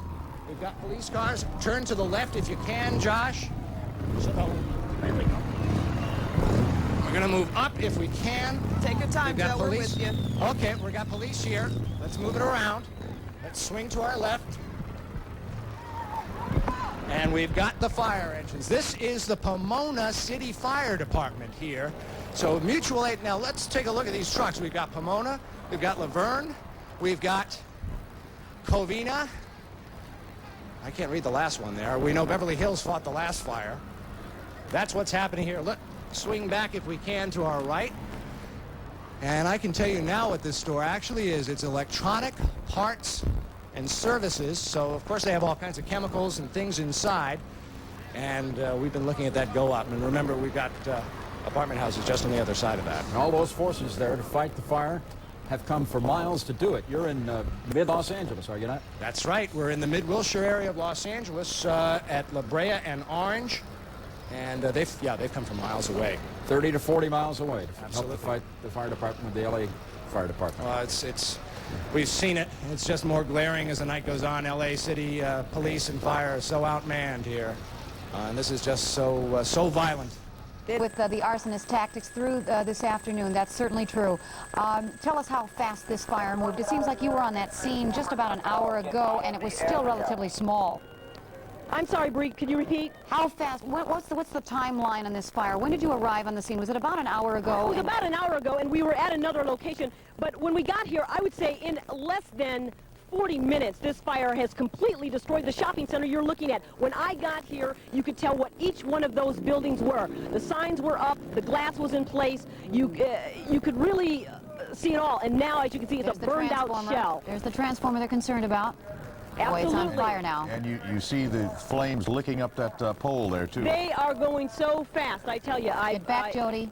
Are you far enough back? How far are you from the flame? We're across the street. I know it looks like we're really close, but we're way across the street. We were a block closer. We had to move because embers were going into the van, and we got nervous. We just saw an aerial view just a moment ago, just how close this fire is getting to some homes. Yes, and that is the concern with the firefighters that are down at this other location. There are a lot of apartment buildings and small residential homes in this area, and they are really afraid because of the wind, how it's been whipping around here, that it will, those embers that have been flying across the street constantly since we've been here, will light up one of those apartment buildings.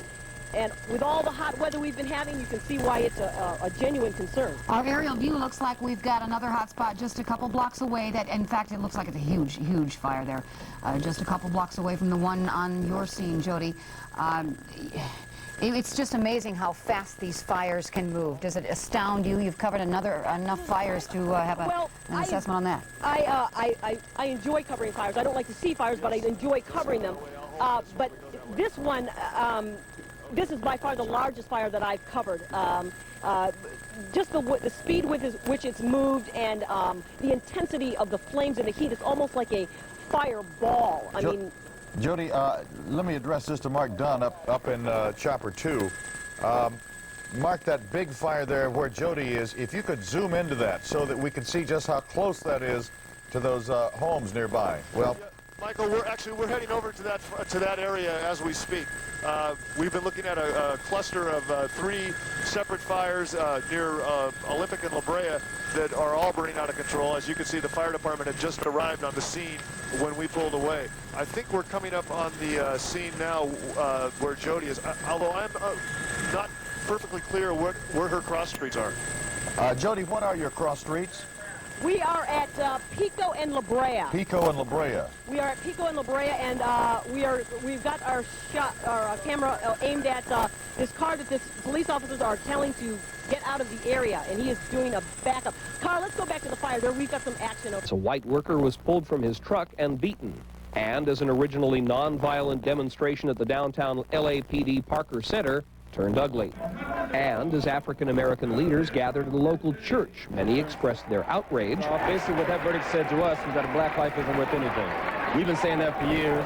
The whole world saw it on the videotape, and then today for that verdict to come down makes no sense to me. Makes no sense to anybody here. Mayor Tom Bradley urged the inflamed community to stay calm. We, my friends, have been jealous. We've been abused. We are determined to turn this around and take the power control under our hands. As night fell, helicopters filled the smoky skies over south central Los Angeles, and the dial filled with scenes of blazing buildings, looters, and confrontations. Some observers of television's role in this case are media figures who also have an intense personal concern about LA's African-American community. It was a difficult decision for the jurors because the spotlight was on them. And that's, you know, if it was no light on the situation, they would have made it like, boom, okay, no problem. But the pressure came on because it was highly illuminated by media. Los Angeles is a widespread metropolis, much of it separated from South Central LA by both geography and culture. But because of television, a small incident over a year ago has now reached every neighborhood and every home. Dennis Michael, CNN Entertainment News, Hollywood. Now, before we close, here is an update on the situation in Los Angeles. A nighttime curfew is now in effect throughout the city, and police and 2,000 National Guard troops have taken up positions to enforce it. They hope to prevent a second night of violence. Unrest, arson, and looting continued throughout the day. Violent reaction to yesterday's not guilty verdicts for 4 Los Angeles police officers. They were acquitted on assault charges in the beating of Rodney King. Dozens of fires are burning in South Central LA and other parts of the city, including Hollywood. The LA County coroner reports at least 17 riot-related deaths since yesterday. Police say there are at least 14. Nearly 450 people are injured and 300 have been arrested. Updating the situation now in Atlanta, where demonstrators turned into random acts of violence today. A curfew takes effect in just a few minutes from 11 p.m. to 5 a.m. 2 guys with a shopping cart, another Magnafox color TV. Look at 1, 2, 3, 4, 5, 6, 7, 8, 9, 10, 11, 12, 15 cars backed up. In the parking lot with his gun drawn. Here's a police officer in the parking lot with his gun drawn. On a car, he's got a car stopped. It's almost like he doesn't know what to do, though. Now he's put the gun, he's got a gun out, he's got a gun, he's holding on a young black male. Now he's letting him go away. He's still holding his gun on a car. Here he is, a choice here of dozens of looters, and for some reason stopped one in particular. He's put his gun back in. Here's a police officer trying to lift a TV set that is out of the cart and out of the back of this guy's pickup after he sticks his gun back in his belt. Quite a scene. Here we have looters escaping from this Fedco lot. We can hear them yelling at each other to get out of the way so they can get out of here. I mean, all ages, really. Teen to middle age. Now, here's an interesting sight. Here's the officer who was pulling a gun on a looter, and the looter helping him lift the TV set out of the back of his pickup truck and telling him to get out of there. Yeah, right across from the Fedco on La Cienega, a new concept furniture and lighting accessory store. 4 or 5 minutes ago, people started breaking through the glass windows, breaking through the glass door. Now you can see people, look at it, you can see one guy rolling out a whole couch, just helping themselves. Look at right through there, it says factory direct sale. This is the biggest sale they've probably ever seen. Guys walking out with free stuff right through the front door, right through the broken windows.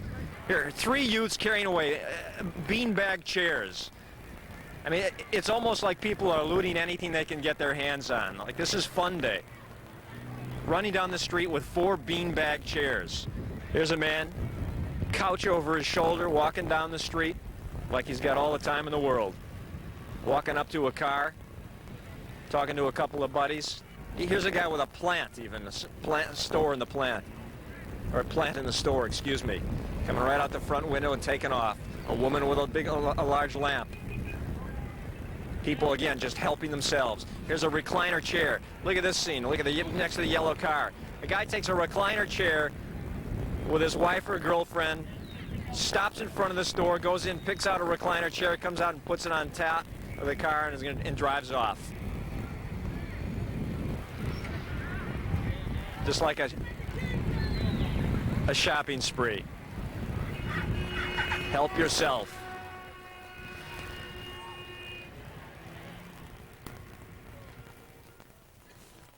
Well, we are live in the corner of Pico and La Brea, the 1300 block of La Brea. I want you to take a look at this. It is 2 blocks that are completely engulfed in flames. These are some of the images you were looking at from the helicopter. What we are told by officers is that people went in, looted these stores, electronics especially, and then they lit them on fire. Now, all around us, there are at least 5 scenes like this. There are at least 5 around us, about 5 blocks. West of us, there's one about 4 blocks east of us. All around us, things are just going up in flames. As a matter of fact, we do have a tape. Now, what you're looking at is there was another audio electronics store. And what happened is the flames are getting awfully close to homes. You have some old homes out here right next to some of the businesses. And officers and fire officials were going in and evacuating people who were fighting the flames themselves. We do have those images. I believe you're looking at them right now. Fire officials moving people away. Those are people with garden hoses. Now, those people were trying to fight the fire themselves. Fire engines got there, and they were trying to move them out because, again, the flames move up electrical wire. Now, the fireman is asking these people to leave, to get out of there. And they were saying, no, no, we want to fight it, we want to fight it. But eventually, they did move them out, and that is what happened after that tape. We can come back live to here. You can see they've got this one pretty much under control here. On the 1300 block of La Brea is what you're looking at. That store was looted, and you know, we had said it before, Patty and Chris, that these incidents were not going to remain in the areas like South Central and Compton. They are definitely moving out here. I'm looking at least 1, 2, 3 areas where I see smoke coming out. We can't show them to you because it is too dark at this point. Believe me, we can smell it and feel it. And the problem is that houses are beginning to be threatened, and people are trying to stand by and protect their homes, and that is what you saw earlier. Of course, we're going to be in this area. We're going to see what happens. We will bring it back to you live. In La Brea, I'm Cristina Gonzalez, back to you in the studio. Sheriff's Department? Some of the units have received orders and are on the streets. As I said, when I walked through the door here, the television was on channel 13, and there was someone there standing in front of some military units on the streets. Well, that's encouraging to hear. The reason we're questioning you so fully on this is that our reporters are finding people in the street who are asking them. They say, where are these people? We need these people out on the streets to protect us, and that's why we're being so vociferous in our questioning. We are standing by. We are pulling all of our troops in. As the governor announced, he's called up now 4,000, and we have gotten in touch with them, and we're bringing them in to the staging areas. We are waiting for local law enforcement to tell us where they want them all to go. And they have to make that determination, and then we get in touch with them, and they are going out into the streets, and you will see that as you travel throughout the LA area, more and more of the National Guard troops are setting up, and they have been doing so since before dusk this evening. So it's not your call, is what you're saying. We need to talk with local folk. We are in a support position, and we're working with the local law enforcement, but we are not taking the lead on this action. Major, are you part of the original 2,000, or are you part of the second 2,000? Part of the original 2,000. And there obviously, in terms of you and perhaps some other members of your unit, there were problems just logistically getting here. Just logistically getting here. It took me over 12 hours to get here, and I was 300 miles away. Major Pat Antosh of the California National Guard, thank you for your time. Once again, we're looking now at video shot about 45 minutes ago, I would think, about as dusk was falling, of major looting of the big silo store at Sunset in La Brea. The sign there says big selection, and people are taking the silo store at its word and going in and proving to itself that it is to themselves that it is a big selection. We saw this silo being looted from the air. This is our first picture of it being looted from the ground. I think it was Leo Green who moments ago showed us the pictures from the air. This is Hollywood Boulevard. Plumes of smoke, broken windows, the stars reflecting more of Hollywood's glory days than certainly is the case tonight. The Walk of Fame.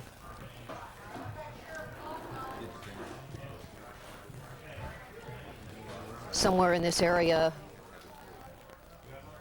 people standing, wondering what's going on, and this is a group of people walking rather purposefully. Tony Valdez was telling us it's unusually deserted for Hollywood Boulevard this time of night. The smoke that you're looking at right there is probably, since this is looking eastbound on Hollywood Boulevard, probably from that big fire at Santa Monica and Western, as the smoke drifts a little bit north up over Hollywood Boulevard. We haven't had any reports of fires on Hollywood Boulevard itself. We have, but it'd be further east, west of where we are right now. So I suspect that that smoke is from the from the Santa Monica and Western fire at the old B of A building there. We have reports of arson and looting, not only here in Hollywood, at these pictures you're looking at now, but from downtown to Santa Monica and even into the San Fernando Valley now. By the way, Santa Monica has closed its beaches, we understand. And we understand that more than 100 Korean-American-owned stores in South Central and in Koreatown were burned, looted, or robbed. Is there a time frame on that, Patty, or is that No. since we don't know whether that's since the trouble began yesterday? I believe it's since the trouble began. Of course, the friction between the Korean and African-American communities is certainly well documented and well known, especially since the shooting of Latasha Harlins by a Korean grocer named Soon Ja-do and the suspended sentence and probation given to Soon Ja-do for that manslaughter conviction. And there's certainly been the suggestion that some Korean-owned businesses have been targeted by the rioters and the arsonists since the trouble began. Although in all there have been 1,281 structure fires since yesterday, and 100 is a relatively small percentage of the overall number. Obviously, considerably more of a baseball bat. Divisive Another factor. baseball bat. Yes, people standing ready to defend their property. McCadden Place and Hollywood Boulevard.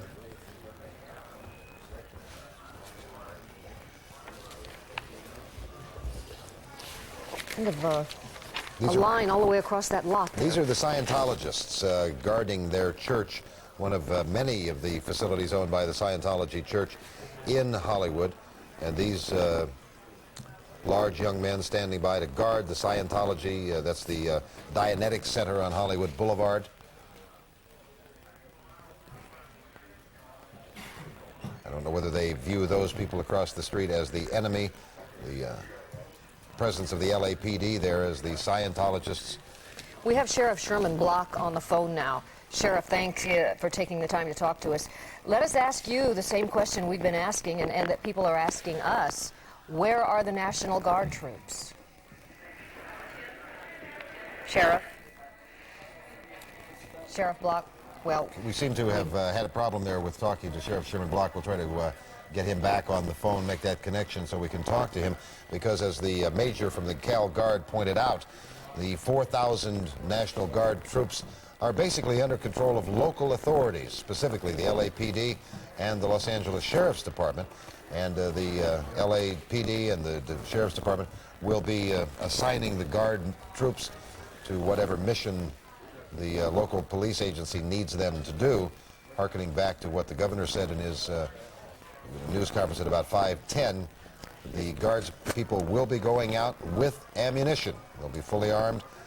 There will be ammunition accompanying the troops to be handed out as it might be needed by those troops in carrying out whatever it is that the police or the sheriff asks them to do. LAPD letting itself be seen here in Hollywood. These pictures are not live. They were taped earlier. As we said, Hollywood is being hit by the firestorm now.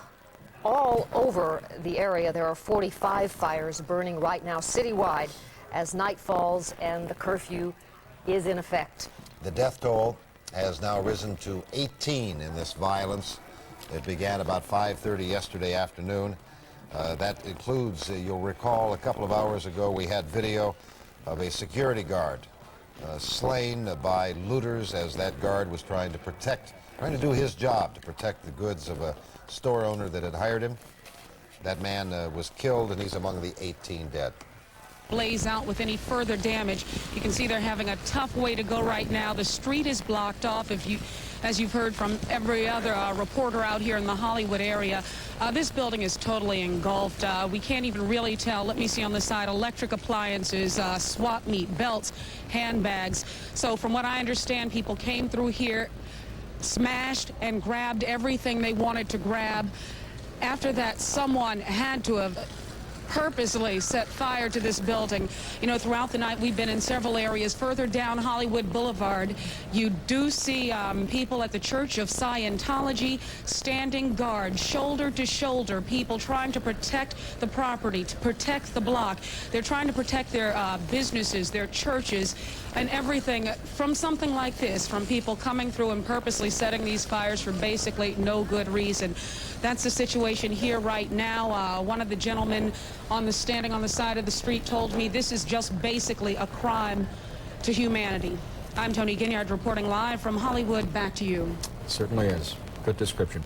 And Mark Watts is in the Mid-Wilshire district. And what's happening there? You see what's happening there.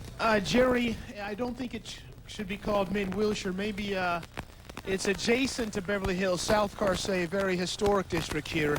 You can see flames leaping off the building here, and firefighters trying to sort of ventilate this side of the wall. But take a look at who is helping the single Beverly Hills firefighter douse the flames. You see about 10 people who've just pitched in. They're sort of helping the firefighter hold the hose there, as the pressure is just too great for one man to do it alone. Joining me now is Shelley Morrison, one of the neighborhood residents, also a member of the original Flying Nuns, the movie. Shelley, first of all, tell me when the fire broke out. It broke out about 3, 4 o'clock. There was about 75 people, men, women, black and white. But when they torched everything, and we had Reverend Carl Washington here for a coalition of Ministers for Peace saying that these were people certainly taking advantage of the situation. Obviously. Of course, the fact is these are people guilty of a felony. I think it was Larry who brought up a point earlier, wondering in the days ahead whether or not LAPD might use the videotape at some point in the future. Well, that's, in terms of identifying some of the criminals. It's conceivable. It's been broadcast on many television stations. But people don't seem to care. There was one, remember, who was photographed coming up, bowing and tipping his hat and saying, "Hi, look at me, I'm a looter." And it was Chief Gates who said last night they recognized him in his car, waved, "Hello, Chief," and went about their business. Right. It is a strange and bizarre situation. Okay, aside from one of violence and death and destruction. And murder. I just reinforced myself with a sandwich, so I'm back. Yeah. I don't think the three of us have eaten since about 2 o'clock when we started here. That's right. Getting little hunger pangs in the stomach there. This, by the way, Larry, while you were gone, this is unedited videotape, and this is at Santa Monica and Western Avenue. Give you an idea. Talk about a feeding frenzy. This is probably a good idea of a looting frenzy. Oh, yes. Yeah, this is from earlier today. It was like a shopping spree. What was the name of that television game show about shop till you drop, or American Shopping Spree or something? Right. And that's almost what this was like, except obviously this is criminal and it's much more serious. Larry, I'm just getting a report that from Long Beach, 2 men were riding a motorcycle. 2 men were riding 2 motorcycles, I think. They were attacked by a mob. They were beaten. One was shot and killed, and the other one is seriously injured, we understand. Simply grabbing the things that they could get closest to them, running out of the store with all of that merchandise, not seeming to care whether there are television cameras there or not seeming to care what people thought of what they were doing. One of the clerks who was in the store, though, talked about how she felt. They just ran smack in, just yelling. Began grabbing things? Grabbing, knocking things over, ran clear to the back, started ripping things apart, everything, everywhere. Oh, it's so sad. And you decided to get out of the store at that point? No, I did. Some guy hit me. Oh, no. Really? Yeah. Hurt you? Nah, knocked me down, but that's all right. Knocked you down? Yeah. At that point, you decided to leave the store? Or were you No. Some of the guys came by and picked me up. Incredible. Some of the people who knocked her down then picked her up and brought her out of the store. She was obviously in pretty good humor, though she was deeply saddened by what she was seeing. Down the block, more looting going on there, and a young man who was just standing by watching expressed it this way. This is a small group of angry people, and doing this to get shocked to the police. But it's getting and better. well, what I see is people they don't care what they're doing. Now they don't care what they get. Finally, the police began to arrive. In this case, they were chasing a looter. He was a pretty good jump at this case, and they didn't get him in that one. They did arrest 2 looters just a little bit later in that same area. But as you can see, there's a very mixed reaction to what is going on here, and you feel very strongly about it. Wrapped around the tire of the car and sent he and his passengers upside down. It was some kind of ride. Right now we have called the paramedics to come out here, and they're still waiting. This is Randy. Randy was behind the wheel of the car. This is one of his passengers. Randy, what happened? We were riding down the street, and we weren't speeding or anything. We were going 35 to 40 miles per hour, and that cable right there wrapped around the tire and flipped us over. We tried to stop when the cable wrapped around the tire, but it wouldn't allow us to stop, and it flipped the car all the way over. What were you thinking at this point? Did you realize what was going on? I was thinking we were going to die or something. When you underneath the wheel of a car that's real smashed up and everything happens so suddenly, it's not really too much thinking you can do. And I know there's some frustration on your part, especially when you saw paramedics, police officers passing by here. Fire trucks, paramedics, they came, they circled, they went that way, they came back, they went that way. You guys flagged them down with the lights, you guys flagged them down by hand. Nobody turned around and came back and helped us. Now, how are you doing? You're bleeding, your arms are cut. I'm okay. I know you're in shock right now. We're going to get someone out here to help you just as soon as we can. Situations like this are going on all throughout this city, and everyone is saying this is in retaliation because of the Rodney King verdict. Well, folks, if this is retaliation for a verdict that people are not pleased with, you can't help but believe that people are destroying their own communities. On Figueroa and fed them back to Burbank to show you that the streets are pretty much empty, as everyone had asked for, at least in this immediate area. Nearby, the LAPD command post still quite busy. You can see officers on motorcycle, on foot, coming in and out of this area all night long. We spoke with a man, a veteran of the LAPD, who was here in 1965, here in 1992. What do you think the answer is, just manpower? I don't think it's manpower. I think somebody's got to decide that it's got to stop. And the police are here to enforce it. Somebody else is going to have to make that decision to quit. And it's going to have to be that guy. Back live at the supermarket, as I said, the National Guard has a heavy presence here. Haven't had a chance to ask them why they need 9 National Guard units at one location. Again, the streets much quieter than they have been throughout the day.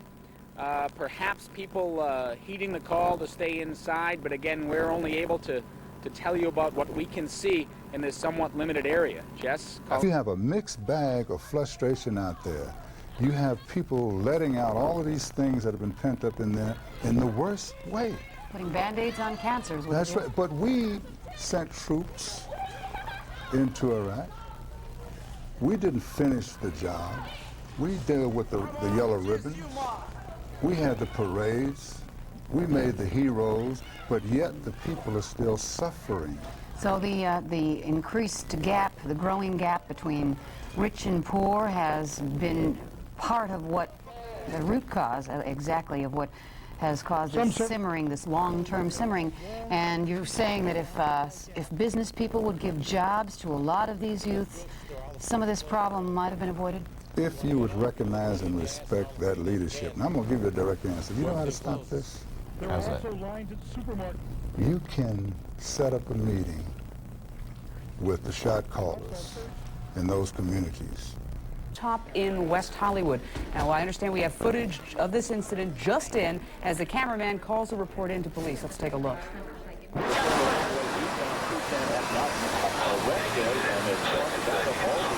you've got an armed man he's on a roof, he's got a rifle, he's got shots fired. and he's aiming at someone right now. Oh, he's firing right now. It says Melrose and La Brea South,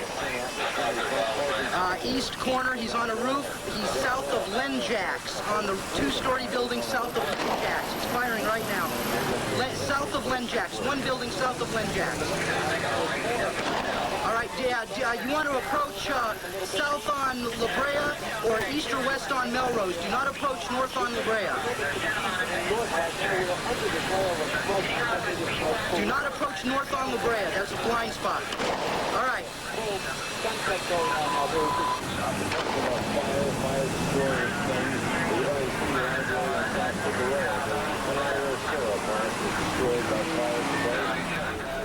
Well, there you have it, some very dramatic footage of a sniper. Apparently, they believe it was a store owner firing at possible looters at the corner of Melrose and La Brea in West Hollywood, just south of the Lenjax, and he was on top of a building. And we have one unconfirmed report at this point that they may have hit one looter in the leg. We have not been able to verify that. We'll bring you information on that as soon as we get it. That's the latest. Very dramatic pictures. Back to you, Pat. My money and bring it back to my neighborhood. But certainly this has to be a real disheartening sight to him tonight. You look at this scene here, Reverend, you see a lot of alleged looters being arrested, and these are the kinds of people that you've been confronting. What do they say to you when you go up to them and you say, put down that television set, put down that tire, whatever it is you've carried away? Do they just walk on past you? Do they actually engage you in conversation? Most people have it under siege, not the police, but they're doing the job that they need to bring the city back to calmness, and we want to make sure people understand that. Have you talked to anybody out of the famous Rodeo Drive? And if you look over there, you'll notice something that in my travels today in Hollywood, South Central, Mid-Wilshire, every part of the city that I've been to, that I haven't seen, those are intact windows that haven't been touched. Doesn't look like looters have even attempted to come up here. One of the reasons may be that the Beverly Hills Police Department is taking a very aggressive stance with regard to looting and the curfew. They have told me that they will not tolerate any kind of looting or any kind of curfew violations. This in contrast to other parts of the city where you see policemen having no choice but to stand by as the looters carry their goods along. It's a very different picture here. However, Beverly Hills hasn't been untouched. They tell me they've made 24 felony arrests tonight. Very unusual for Beverly Hills on an evening where if they have 5 arrests, they're very busy. Tonight, again, the 24 felony arrests. Many of them, they say, are weapons violations. A lot of the people that they stop on simple traffic violations, they look inside the car and there's a gun. So Beverly Hills has not been untouched, but at least the city itself, Rodeo Drive, the famed Rodeo Drive, is still as pristine as ever. I'm Frank Buckley reporting live from Beverly Hills. Jerry, back to you. Okay, we would hope it stays that way for the evening. Morning, they got the jump on a lot of merchants. As you can see here, they grabbed anything and everything they could. A lot of the stores were not attended at the time. Men, women, small children got involved. They brought their families. What made it easier was that many of the businesses just didn't open up because they had a pretty good idea what was in store for them. If they did, they wanted no part of this. The looters simply drove their cars up, loaded them with whatever they wanted, sped off with hundreds of thousands of dollars in merchandise this morning. Jerry, another incident of mass looting, typical of all the scenes we've been seeing today, came from Baldwin Hills. You were going to see a Fedco store. There it is at the corner of La Cienega and Rodeo. It was besieged by looters who, again, loaded their cars with whatever merchandise they could get. The Fedco is part of a very large shopping center, part of which was set on fire. An auto parts center was completely gutted. Again, looters just roamed free, grabbing anything that they could. And another large shopping center literally burned to the ground in Hawthorne. You're looking at pictures of that. Looters carried out television sets, golf clubs, other expensive items as the shopping center was then set on fire. Many of these businesses have been totally devastated. Anybody's guess if and when they'll ever be rebuilt, and what those who work there are going to do now that they're out of work. Okay, for perspective on what's going on right now, David Jackson up in Sky 9. He is at this time over South Central L.A. David? Looks in pretty bad shape that I saw just there a minute ago. That looks like that might have been someone who was deceased. Might have been a casualty. Yes, because he was laying not in the position, the supine position that they're usually ordered to lay in when they're being handcuffed. Apparently, they were in the white van and were pulled over by police, and obviously they're cuffing this one person here, and we're going to see what they're going to do to the other person who was laying over on this side, and who looked like they might have been someone. Well, let's see. We'll find out pretty quickly here. Okay, we're going to see. Nope. No, he's moving. He's moving. So he was not injured. He's being cuffed. I think he's being cuffed. Yes. They took the plastic cuffs off, and I guess they're going to put on the metal cuffs. You know, one advantage of deploying Highway Patrol and National Guard, it is freeing LAPD for law enforcement throughout the city. Sure, for police work. For police work, which they were unable to do prior to the deployment of the National Guard. Approximately 1,000 National Guard troops have been deployed. Another 4,000 are ready to be deployed. We don't have a reporter at the scene, which is why we do not know what the nature of whatever offense these men might be accused of having committed is. But obviously they've been taken into custody because, and there are several more. There are several more suspects on the ground in the distance there. We have no idea whether they're arsonists or whether they fired at police, but they were stopped in the white van by the police for some reason and were taken out, and they're obviously being taken into custody, so obviously they're suspects. Okay, as soon as we find out with what they are charged, we will let you know. We wanted to get out of this black and white, and a kid brazen enough to... All right, get out. Get out, he says, get out. Kid brazen enough to just take off running with his bag of stuff.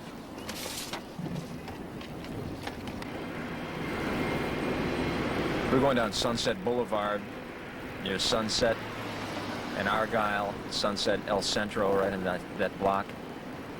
And still people driving their cars, astoundingly enough. Seen several cars with you know, young women in their 20s or 30s, well dressed. One in a Beamer. Wondering what they're doing down here at 9 o'clock at night. Center of Hollywood. You know, just feet away from stores a few hours ago where windows were smashed and looted. Coming down Wilcox, we see flares and a few fire engines flashing their lights. We'll make a right turn at the barricaded street. Which would be good. Striking clear. How you doing, guys? All right. We have about 25 engines from Santa Barbara County, Santa Barbara City, Montecito, Carpenter, and just waiting for orders. well, we figure the LA troops are probably getting pretty tired by now, so we're here to spell them. You know, your firemen who've been on the clock for hours here, stopping to get something to eat, get a little rest.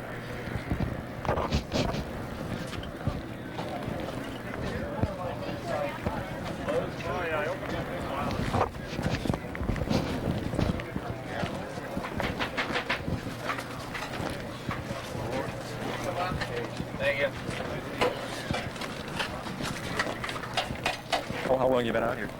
Since 6 o'clock this morning, and it's just been all day long. It's a shame. I don't know what to say. I've never. I'm only have 3 years on the job, and to experience something like this, I'll probably never ever experience something like this in my career. And Getting tired? You guys very tired. It's the first meal I've had all What are day. the guys talking about? Or is there even time to talk? Not all day. There hasn't really been. I mean, we've just been going from one fire to another. One of our guys is now in the hospital. His whole body, head to toe, was completely cramped up. Just losing. There's so much heat. We wear not only our protective clothing underneath, we're wearing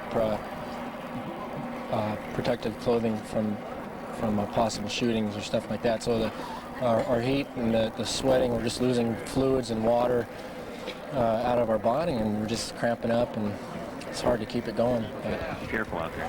Well, we will. Chris Blatchford taking us through Hollywood. Picture, you would think that another looter might be at work with the couch on top of this car that's almost the size of the couch, and it's moving away from that area. And I'm wondering whether or not you've been able to determine whether the people that own the furniture or that store are moving things out for their own. Uh-oh, they've lost it. Whatever it was they had is gone. I think you're right, Jerry. That's there for somebody else. Now there's the police. We've got a spotlight on a police cruiser. There's our big spotlight. going after that looter, and you're correct, that was a looter, and he lost the, it was a couch that was on well, top. Hooray for us, By for our side. Some good fortune, yes, he didn't manage to get away with that. And you know, one thing, a few minutes ago when we talked to you, David, you mentioned that you saw an apartment complex fully involved. That's another very different item from what we were seeing last night. Last night it seemed strictly commercial buildings. Now tonight we're hearing more and more about residences or apartment buildings involved in the firebombing. That's true, Tony. There have been a few. There haven't been many, but there have been a few. The one we talked about down there on Western and Washington was a total loss. And I really have to say I haven't seen more than half a dozen or so, but last night you're quite correct, there weren't any. Would you say the ones that you've seen tonight were in flames just because they were close to another building that had been set afire, or that these residences were specifically targeted for fire? I might have said so in other cases. The one that we saw down the street here I don't believe was that way. In fact, there were commercial buildings next door to that apartment complex that did not get burned. The apartment complex did get burned, and it seemed to me that somehow the fire was started inside that complex itself. And Tony, that the rioting that started here in Los Angeles has now spread to Las Vegas. We have this wire service report that an angry mob roamed through that city's mainly black West Side Thursday night, looting, setting fires, and firing shots. One police officer was reportedly wounded by gunfire, and police have cordoned off that area imposing a curfew just west of the downtown casino area, which is known as the Glitter Gulch.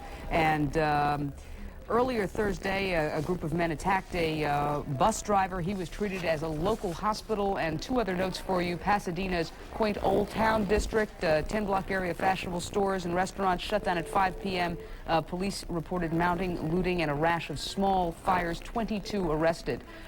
300 youths reportedly threw rocks and bottles at Pomona police as well. So those are giving you some idea of how we are seeing sporadic violence in areas outside the immediate Los Angeles area. Because this is the pictures that... Sure, okay. This is the stuff that Dave shot this morning, and I think it's representative of a lot of the goings-on early today when there was the, let's call it, carnival atmosphere, if you will. This was in South Central Los Angeles, people in and out of stores. One sign from a protester, but you'll hear a police officer's view of this in a while. Listen carefully. Go in there and find your size, man. Go there and find your size. Go in there and find your size, and a lot of people were taking his advice, apparently. This is before the police moved in on the looting. This is when the police didn't really have a good handle on it because their job primarily, this is 10, 11 in the morning, was escorting the firefighters to the scenes of fires where they were coming under attack. And they decided, anything like this, go right ahead. We're just not going to stop it. We don't have the manpower to do it. Not without perhaps an excessive use of force. We are about to hear a couple of representative comments from people here, pretty typical of the kinds of things that were said today. I tried to educate myself and educate my children so that they would not have to live and go through this. And then I have to look at this and then watch these people teach their children to go into stores and take things and steal. I'm ashamed of my own people. See, because this could have all been prevented if they just went on, had the court where it was supposed to, the trial where it was supposed to be, trying to take it way out there in the white folks' neighborhood. But see, this is expected. That man, by the way, said he did not condone the riot, but here was his But he explanation. wished it wasn't in his neighborhood if it was going to happen. He said he was searching all over for a pack of cigarettes and couldn't find a store that was open or that wasn't denuded of goods, like right here. And you can see that the police, at this point, were still standing by and letting things happen. You'll see them. Watch this here. This was on Vermont Avenue, just south of Slauson. And it was across the street from a Newberry's that had been gutted. Newberry's was just like a big egg shell. It was cracked open and burned. Right past the police car. Good morning, everyone. And nothing was done. And that was the posture the police were assuming at this particular time. After a while, once they got in sufficient numbers, the police started herding people away. But even then they knew, once you push somebody away from an area, if you were called to deploy somewhere else, everybody would filter back in and the party would be back in full swing. We saw that over and over. Go ahead, Mark, sorry. No, I was just going to say there's an officer talking about his observations here. This man you're going to see is a lifelong resident of Los Angeles, whose name I believe was Perry Griffin, and he's coming up here. The people aren't really, I haven't heard anything yell out anything about Rodney King as of this point. It's just people taking advantage of the situation right now. It's just opportunists. Now, once we got into the afternoon, the posture of the police definitely changed. By now you had the highway patrol escorting the fire trucks, you had sheriff's deputies on the scene, so the police could go after some of the looters, and this was a very hairy and delicate situation on Martin Luther King Boulevard near Western Avenue, where at gunpoint the police confronted people who were suspected looters and had others down the alley and had a rather large crowd building on Martin Luther King just to the right of where the picture frame is right now. But the crowd didn't attack the police. They didn't. There was a lot of jeering, but the officers in this instance, one in particular, was very nervous. And, you know, you get nervous people with guns drawn. It was nerve-wracking, and we were finally told to get out. And we took this bit of advice, definitely. Sheriff's deputies, I mentioned they were on the scene. This is right by the Coliseum. This is kind of right by where Murray's Tickets is, if you know that, on Martin Luther King, just a little bit to the west of Murray's Tickets, and now the sheriff's deputies are arresting people they were looting, suspected of looting. How'd this fella get all that blood on him? I don't know. I can't tell you. I don't know whether he did it going for broken glass or whether he was hit by a baton. I just simply don't know. Finally, about 4 o'clock, the National Guard. This is again about the same location, Martin Luther King in Vermont. And people had said, where's the guard? And you know about the ammunition snafu. Linda Breakstone was telling you about that there wasn't sufficient ammunition brought down here to deploy the guard. Just listen in the background. That's the soundtrack for today. Yep, it sure is. We were watching 2 suspected looters being arrested when suddenly at least 3 shots were fired. I looked up to see a man in a van with a revolver firing in my direction. People were shouting, "Get down!" The cameraman Tony Butita and I jumped a 3-foot wall in the mini mall where we were. Believe me, I kept my head down. He's right there, he's right there. Right there in the van. Several officers were there almost immediately. Guns drawn, they moved down the wall.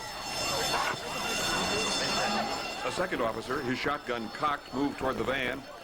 And a third officer, with his handgun ready, moved in as well. The occupants of the van were ordered to lie on the ground.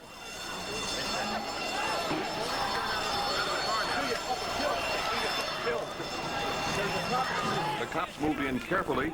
They thought another suspect was inside the van. That turned out not to be true.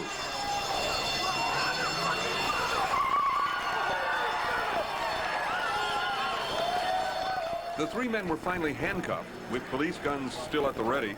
The suspects were put in a police car and later driven away. Luckily, fires, and we will keep an eye on them over here. Bree and Michael. What's the police presence there in that neighborhood? There are police. There are police here. There is a command post set up at the Panorama Mall. There are police there. They're keeping an eye on the situation. Like the center of a spider web, they are going out to the different areas where they are needed. There are police here protecting the fire units that are putting out this fire in a dentist's office and in Smiley's Market. Smiley's Market is a neighborhood market. This is where all the people in this area come to do their shopping, and it is now gone. Okay. All right. Get some more information and check back with us, okay, Kim? Live here, and you can see that there's one officer with his rifle pointed up at a roof, and I'm not sure what he sees. I don't really want to stick around the corner too much, but he's just securing the area. There are people on roofs here, some onlookers and some snipers, and they really are worried about some people taking pot shots. And of course, you've heard it in various parts of the city tonight with other reporters, and we've heard it on our beat tonight. People are taking pot shots at anything and everything. Joe, thanks for that. 2 television sets. Do they come back and get them? Yep. Somebody else does. Somebody else does with a VCR in one hand and picks up the TV with the other. Right now.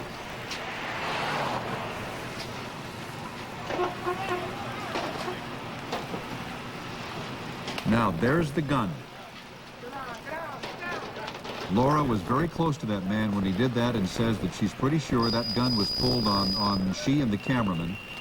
And the only reason he ran is because there was a security officer nearby who also had a gun. If not, Laura's pretty convinced that they would have been the target of some gunfire from that young man. That young man didn't apparently want his picture taken while he was stealing television sets, but the majority of people running in and out of this store didn't seem to notice or care. Nor have they cared throughout all this. As a matter of fact, some of them take great delight in it. Now, if we turned off our cameras and went home, would this stop? Not likely. Don't think so. Yeah, he's having a good time. This was tonight about 9 o'clock. Yeah, and there's no police presence now, but you will see later on in the tape that the police do arrive. But Laura and Rick said that the police would show up at this building, as has been happening in so many other spots. They'd scare away the people who were looting. Then they'd be called to something else. A little time would go by, and the looters would be back. She said that this store was just... Well, here's a guy with a dolly, with a pull dolly. Yeah. I don't think he gets anything out of there because the police are about to show up here in about 15 No, but seconds. either he came prepared with that dolly or he found it somewhere. He found it and used it.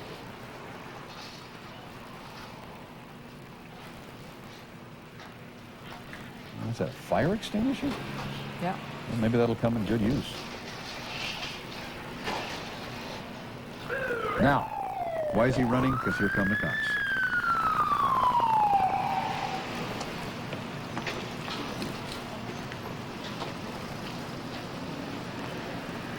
I don't know if we see more than one police car. I don't think we do.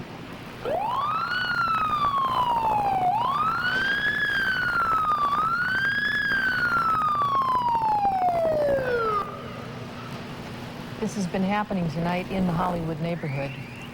Not so many fires, a few fires, but a lot of looting going on, a lot of broken windows, a lot of stealing. On Hollywood Boulevard, we heard from Alex Payne 2 or 3 times along Hollywood Boulevard, not far from here. Now, see, they're not in any real great hurry. I mean, it's the police, there's the police, and this is a pattern we've seen over and over the last 24, well, it's more than 24 hours now. They're in no big hurry. Yeah, the cops are here, but we're going to back this thing out and take off. We got the stuff in the trunk, and that's going to be about it. And for so long a time, there was nobody looting, being arrested too much. They just seemed to figure that they were going to let them take it, and as long as no lives were being threatened or property being Yeah, let me really just talk over destroyed, that so you didn't hear it, maybe. Huh?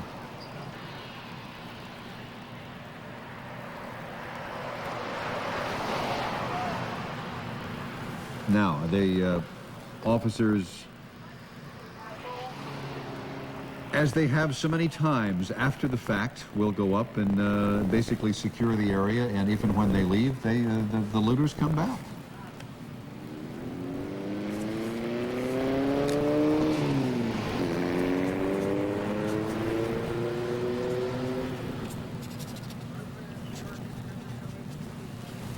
And that's the way this one ends, pretty much, with the police there restoring order for the moment. We asked Laura if she wanted to get back out among them, and she said that she didn't think so. She hadn't come that close to being shot before. Laura was about as shook up as I've seen Laura be. Rick Romero, now here they are, guns drawn, apparently thinking there's somebody else in there. Rick Romero went back outside to cover another location. But it's a different story. When you see people running in and taking things, that's one thing. But when they pull out a gun as they're leaving the building, that's a different picture. It's to control this, but not to end it. They don't represent the people no more. What they represent doesn't really exist. Law and order are gone. Officer Annette Linsinger dove into a pile of glass to avoid gunfire. We had a van shooting at the crowd, and as that occurred, we all dove for cover in the store. As you can see, there's a lot of broken glass and got cut up.